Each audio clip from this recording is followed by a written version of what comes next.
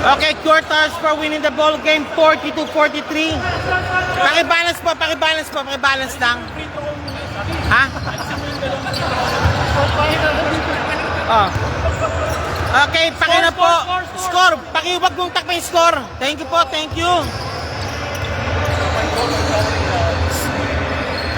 42-43. Final shot. Final game. Congratulations, QR Towers and POG po.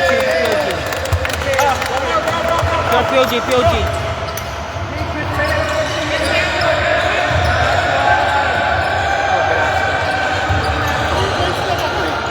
Hindi, kinakala mo yan.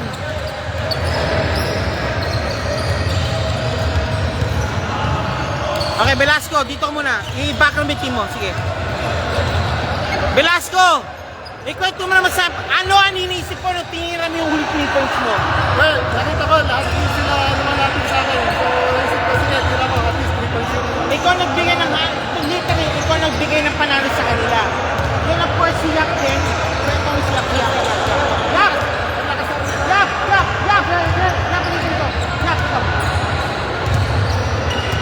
Okay, din ko ng big budget si Yap po, yung kanyang instrumento ng kanyang pagkapanalo. Sir, pakikwento sir, ano nangyari pag nag-evaporate ng iyong dibdin nyo? Pero biglang, ito, pumukol ka ng 3, ito may siyak yung free throw din niya, yun ang panalo sa inyo. Mali na, nagtali sila sa defense eh. Parang galing nila sa defense. So, wala ka na kami na-score. Wala ko na buti nila. Yung hustle na rin namin. Nag-choke yun eh, nag-choke yun.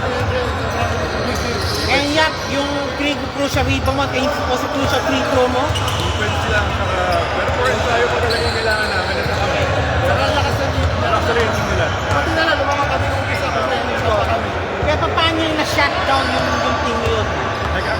Balak nilang lumamang talaga. Dito na lang, paano? Well, defense nila. Okay sir, I give you 1 minute, 30 seconds to shout out to everybody sir. Sige po. Sige, Velasco. With it po, maraming salamat po. Ito po ang